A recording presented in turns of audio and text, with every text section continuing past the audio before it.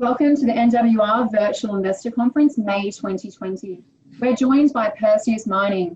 Perseus is a gold producer that has built and operates 2 mines in West Africa. First gold from its 3rd mine, YAOURE, is on track for December 2020. Perseus expects to produce more than 500,000 ounces of gold per year from the 2021 to 2022 financial year.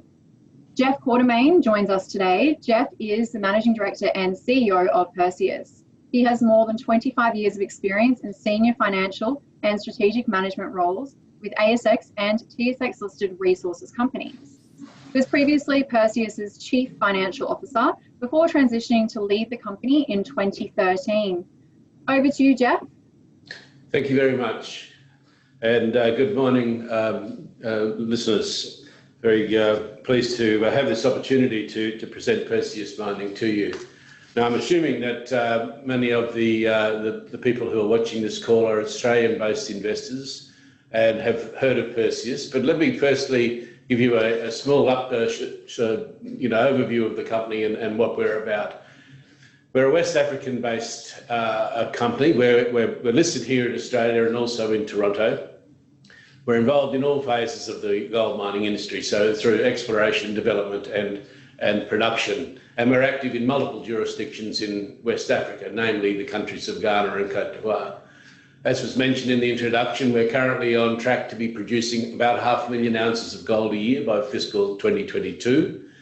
We've got a strong balance sheet, we've got strong cash flows, and we have a good capacity to not only continue to grow our business, but also to return funds to shareholders via a future dividend stream. And that is certainly something that we're giving serious consideration to. One of the things about the company is that from our experience working in West Africa over the years, we've developed a very strong social licence to operate in these countries based on very sound ESG practices. And I think that one of the undefined, advantages of the company is we do have a very experienced board and management team with quite a history of delivery on promises and also a history of operating in this part of the world. Now, I guess one of the issues for us all at the moment is dealing with the coronavirus. And before I go on to talk about our company, I think it's probably worthwhile, given the fact that we are primarily focused in West Africa, to talk to you very briefly about what the situation is in West Africa and how it's likely to impact our business going forward. So unlike Australia or most of the developed countries, the number of cases of infection in West Africa are exceptionally low. For instance, as of last night, I think in Côte d'Ivoire, there was something like 1,430 reported cases, and in Ghana it was higher, it was at 2,720. Now, some people would say from the West very cynically, that's because there's no testing and all the rest of it, but that actually I don't believe is necessarily the case. Both these countries are used to dealing with contagions. The Ebola crisis swept through West Africa in 2016. And very early on in the piece, as soon as they were aware of the virus, they put in place very strict and stringent procedures and protocols that I think has stood them in very good stead. In fact, I was in West Africa in January. The border controls between Ghana and Côte d'Ivoire were substantially stronger than border controls in either the United States, the United Kingdom or Australia on my way home. And it gave us a degree of confidence that things would work reasonably well there. I can say that there are no cases of infection on any of our mine sites or building sites or anywhere in the near vicinity of our operations. And so the protocols that we have put in place are working. We've put in what we call our island mode of operation at each of the sites, and that's stood us in very good stead so far in terms of managing the crisis. So from Perseus's point of view, it's business as usual. That's not to say that in the future there won't be ill effects, and we're certainly aware of some issues that may come up in the next couple of months. And for that reason, we did withdraw guidance when we released our quarterly report the other day. However, as I speak to you right now, it is business as usual and things are moving ahead very well. Now, turning to our business itself. So as was mentioned earlier on, we do have 2 operating mines. We have the EDIKAN mine, which is our first mine located in Ghana, and our second mine is SISSINGUE in Côte d'Ivoire. The EDIKAN mine has a life of about 7 and a little bit years from now, and SISSINGUE is about 3 and a bit years from now if we don't extend the lives through exploration or acquisition of resources in the nearby vicinity. Our third project is also in Côte d'Ivoire, and this is the YAOURE development. This is a high-quality project that we acquired in 2016. It would be operating by the end of this year, we believe, in December this year, and it'll run for at least 8.5 years on the open pittable resources. We do expect, however, that there'll be an underground mine off the side of that pit in due course, and that'll keep the operation going for many years beyond that. Looking specifically at the two mines, now EDIKAN was our first mine, as I said. It's had a bit of a checkered history over time. Although we have turned it around very well, and for the last 12 or 13 quarters, we've done exceptionally well at that site. Last quarter, we did stub our toe and underperformed our expectations a little, but I'm very pleased to say that things are back on track at EDIKAN and are going very well at the present time after having had a bit of a misadventure with the blend of our ore going into the mill in January, February. But we're back on track, and it's looking very promising. It's a large-scale, low-grade deposit, so it needs to be managed 24 hours a day, 7 days a week. And if anything, the hiccup in January, February reminded us of that fact, that this is an operation that does need a lot of care and attention, and that's what it's getting from my management team right now, and hence our return to our forecasts. Now, the SISSINGUE mine, which is our newest mine, this is the mine that's up in the far north of Côte d'Ivoire. It's a different style of operation altogether. It's a small mine. In relative terms, it's high grade.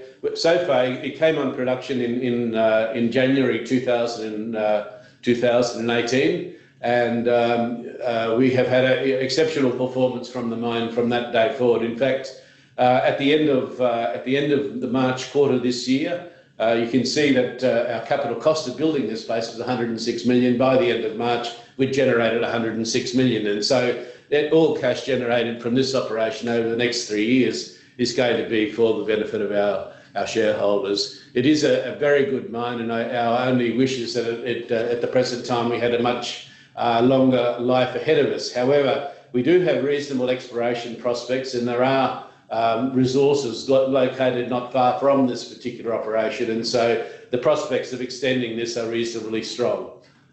Our third operation, the YAOURE project, this is, as I said, it's a fairly high quality operation, we believe. You can see at $1,250 an ounce gold price, it generates a 27% real rate of return. Obviously, at current gold prices, it's certainly a very prolific producer for us. Now, the development of this operation is on track as we speak. So to date, we haven't been impacted by the coronavirus. One thing I should say, which is a notable feature, is we've just completed 2 million man-hours LTI free on the site. So safety record is first class. We haven't really been affected by the coronavirus in the sense that all of the procurement is completed, and everything other than switchboards are actually on site or in the port in Abidjan, and the switchboards should be there by the end of this month. So everything is tracking ahead very nicely, and as we say, we are on target for first gold at the end of this year, and we'll be looking forward very much to achieving that outcome, because it is important for our company on a go-forward basis. I mentioned that our balance sheet and our financial performance was quite strong. If we look at the situation in the most recent quarter, we produced around 58,000 ounces, which generated around 24 million US of free cash flow. And at the end of the quarter, we had 162 million of cash on board and 12 million net after debt. Now, given that we've spent about 130 million of the 265 capital required to build YAOURE, you can see that even if we generated not 1 cent more for the rest of this year, we are still fully funded to complete the development of the YAOURE project. And of course, we are generating cash. We are generating cash at a fairly prolific rate at the present time, particularly given the elevated gold prices and the improved production. Certainly in calendar 2019, we performed fairly well. We generated about 109 million US of cash for the full year, and you can see you can see what I'm saying. If the gold price holds up as it's doing, we'll certainly be generating much more than that during the coming period. What we've seen over a period of time, I mentioned strong performance over the last 12 quarters or so, and you can see from this chart here that the March quarter was down a little on where we had been in the past. It is actually on track to be picking up from where it was there, but we've had good consistent performance over a period of time, but also very pleasingly we've had a downward trend in our cost base. And that, of course, when that occurs in an environment where the gold price is running strongly, means that we're in a good position to be generating strong cash flow. Now, looking forward, we previously published guidance at the end of December, which had us producing 140 to 160,000 ounces, or 275 to 295 for the full financial year. And up to the end of December, we were well on track to do that.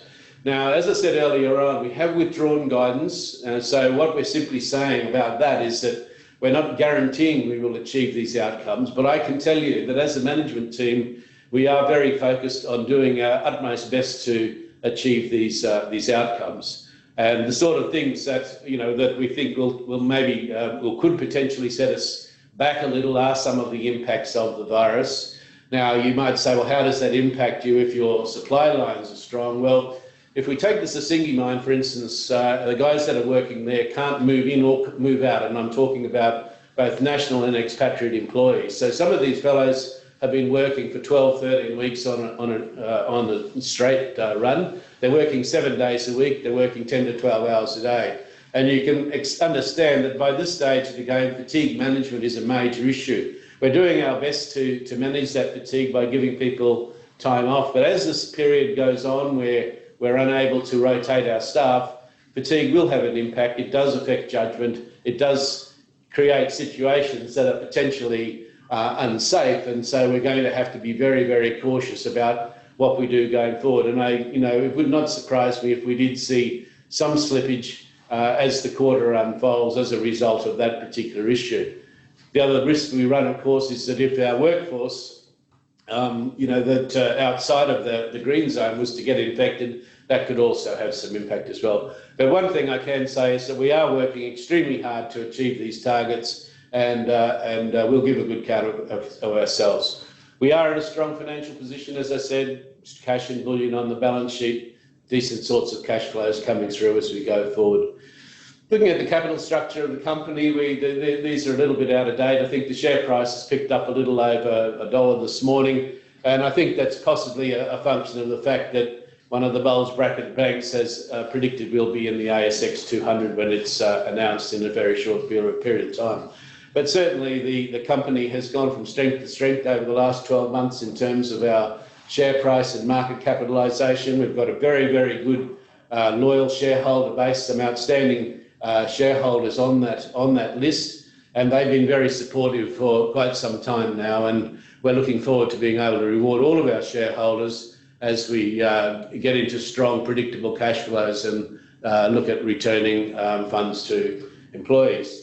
Now, I mentioned that in aiming to generate cash, dividend stream was one thing, but the other thing is that we do need to grow the company. Now, as we sit at the moment, we've got about 4 years ahead of us, roughly around the 400,000 to 500,000 ounces. I think with a little bit of rescheduling, we would have at least 4 years around the 500,000 ounce level. What we do aim to do is to continue that level of production well into the future, and we believe that there's two ways of doing that. One is through organic growth, which means exploration, and the other is through successful M&A. Now, in terms of exploration, we've made a strong commitment inside of our company to exploration going forward, and we've got worked up a number of very, very exciting targets around each of our mines. So at the EDIKAN mine, we've recently taken an option over the Yaououre prospecting licence, which is located just 8 kilometres away from the mill. And we've also got a second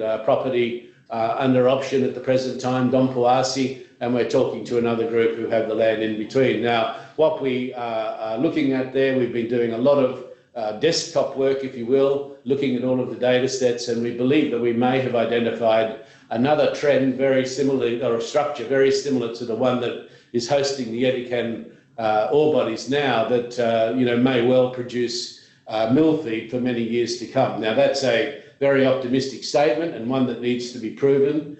We would like to be on the ground exploring as we speak. We have had some challenges, though, getting access to the ground. The farmers in this area and the artisanal miners are driving a hard bargain, and we're in negotiations as we speak. But we do expect to be on the ground fairly shortly, and we'll be looking forward to bringing news of that exploration to the market as soon as we can. I mentioned we have a number of targets around the SISSINGUE mine, and we're working those very hard as we speak. We do have lots of decent hits coming through, but as we know, getting gold hits is easy. The hard part is getting them together in sufficient density to come up with a mineable reserve. Now, we do have a mineable reserve out here at Fimbiasso, and that'll be coming part of our mill feed in the coming years. We are working around Zanakan, Kanakono down in this area, and we do have some interesting prospects there, also up around this area here in Papara. But as yet, we haven't unfortunately been able to convert any interesting targets along that trend into mineable resources, but we continue to look. I think around the YAOURE is the area that does have us very interested. We do believe that there are very significant underground extensions to the CMA ore body.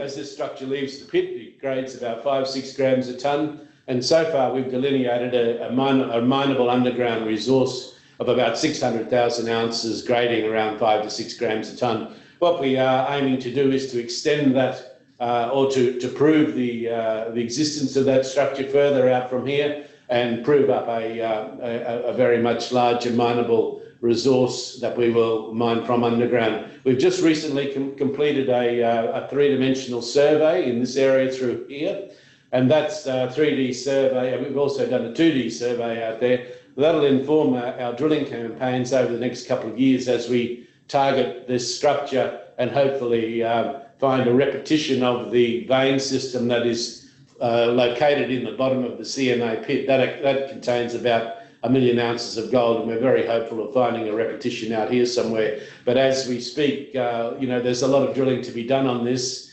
and I don't want to overstate the situation, but certainly our explorers are very excited. Regionally, there's also a lot of targets for us there.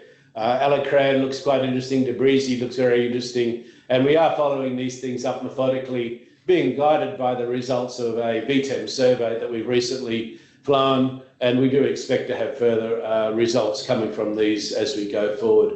I mentioned at the outset that we're very proud of our record in terms of environmental, social and governance, and I think that the fact that we've been able to operate comfortably in West Africa, the fact that we've been able to establish very strong and vibrant relationships, not only with our host governments, but our host communities, I think, is extremely important in terms of being able to sustain our business going forward. And this is something that we do place a lot of emphasis on. We have invested in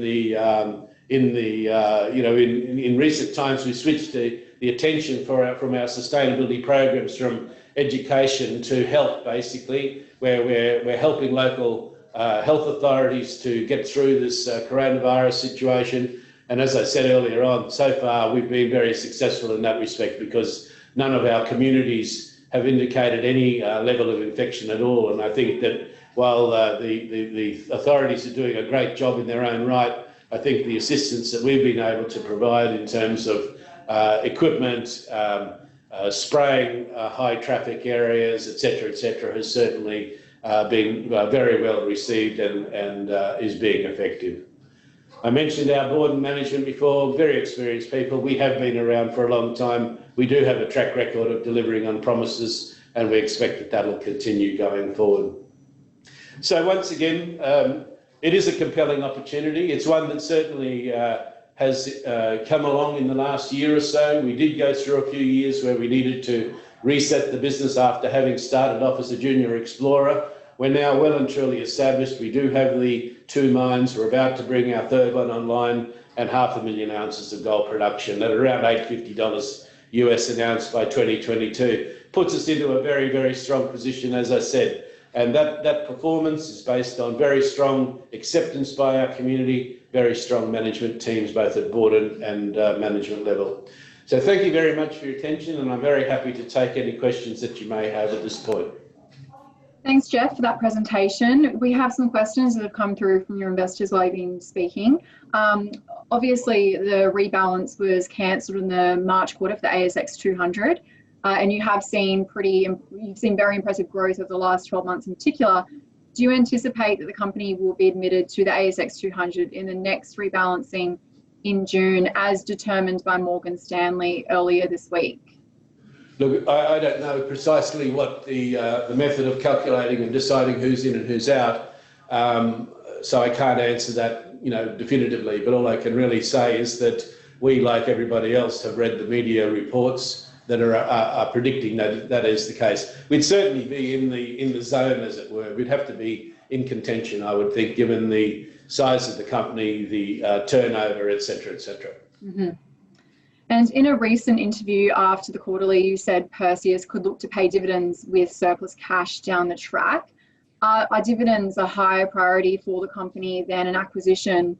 You do have 162 million in cash and bullion on your books at the moment, or as of March 31?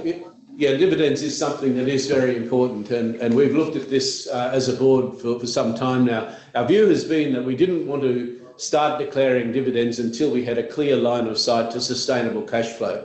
The worst thing in the world from our perspective is to declare a dividend one period and then have to either reduce it or stop it in subsequent periods. So when we do declare a dividend, it will be with the intention of sustaining it well into the future, and so investors can invest in us knowing that they will receive a return. Now, there are 3 competing causes, I suppose, for our cash. I mean, one is clearly dividends, and as I said, it is something that as a company we definitely want to do. We do have debt, we will have debt to repay, and we will have growth to pursue. And so what we'll need to do is to balance those 3 competing uses of cash out, and we'll say, well, look, X% of our free cash flow is going to dividends, Y% is going to servicing debt, and Z to growth of the business. Now, we're not in a position to make that determination today, but we would like to think that on the assumption that YAOURE starts producing at the end of this year, then we'll be able to sit down and have a very focused conversation around how we distribute cash going forward. Thanks for joining us today, Jeff. That was a great presentation. We'll chat to you soon. Thank you very much. Thank you. Thank you, everyone, for listening. Please stay on the call. We'll be back with more from the NWR Virtual Investor Conference.